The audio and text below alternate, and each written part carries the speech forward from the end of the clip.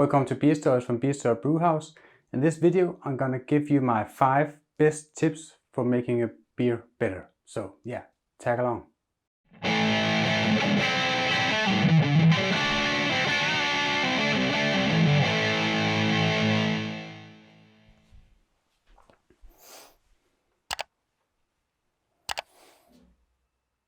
Remember, if you like the video, please click like and subscribe down in the corner. You'll help out the channel, you'll help me out, you'll make me very happy, and you get the newest videos directly in your YouTube feed.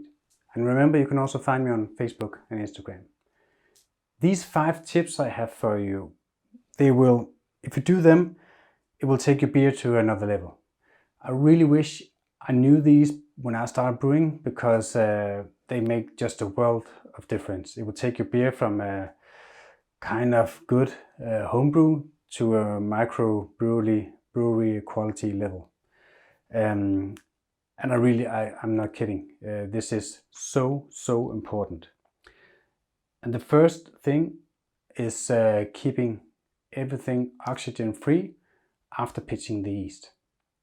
So as soon as you have pitched your yeast, your beer should be oxygen free. So don't take the lid off your fermentation tank. Do not look into the beer after pitching yeast. When you dry hop, use a magnet. There are videos in the description here on how to do these things. When you transfer to a corny keg, do a closed oxygen-free transfer. Also find the video in the description. When you bottle, if you use a counter pressure, try to have a little foam on top, so it will make actually a seal, and then cap it. If you carbonate in the bottle, the yeast will actually eat some of the oxygen again. So, but it's so important, because the oxygen will actually, it can cause bad off flavors. It can cause the stale flavor. It can cause a cardboardy flavor. The hops will no longer shine. It will just be flat and boring. And it can actually, if it's a juicy IPA, can actually turn purple and sweet. So yeah, keep it oxygen free. I promise you that will make a difference. The next tip is actually about the recipes. Keep them simple. Really keep your recipes simple and know your baseline. So try to make beers just with Pilsner malt, just with Vienna malts, just with Munich malts, just to see what the baseline of a beer actually is. So before adding a ton of chocolate wheat and specialty malts, crystal malts, wheat and rye and all other stuff, know your base malts. Try to make a malt tea with the different malts, also with chocolate malts and crystal malts. Make a malt tea and see what they taste like. And again, do not add licorice, coffee, lime, pumpkin, or whatever before you know the actually base recipe that you're working with.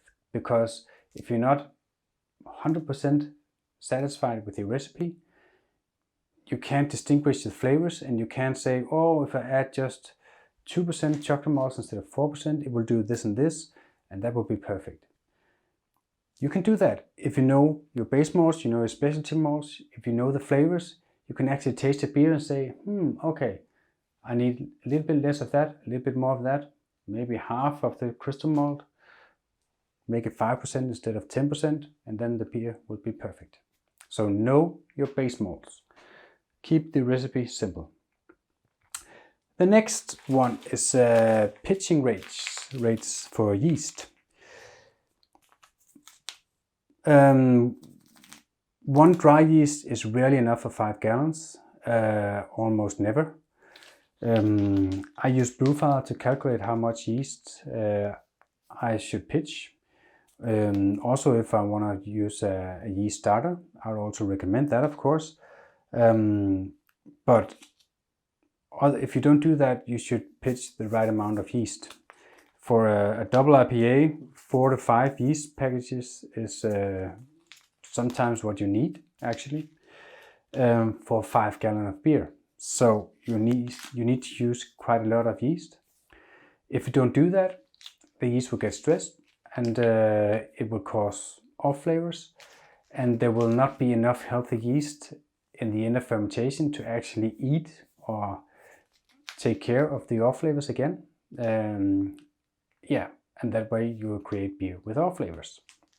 So that was tip number 3, pitch the right amount of yeast. And tip number 4 is also about yeast, but about temperature control of your fermentation. It's so important that you keep your fermentation within the temperature control range. You can see a whole video on yeast down in the description. If the temperature is too high, actually also too low, it will cause off flavors, and that combined with too little with the too little pitch rate would cause seriously off flavors, and that would just be this typical muddy homebrew feel that most people don't like, actually. You can also find a video on how to build a temperature controlled fermentation chamber in the description. So that was tip number 4. Of course you can use Krike if you don't have the necessary things to build a temperature controlled fermentation chamber. So tip number 5, water chemistry. That will also make a huge difference. Chloride in your water will actually enhance the malt flavors.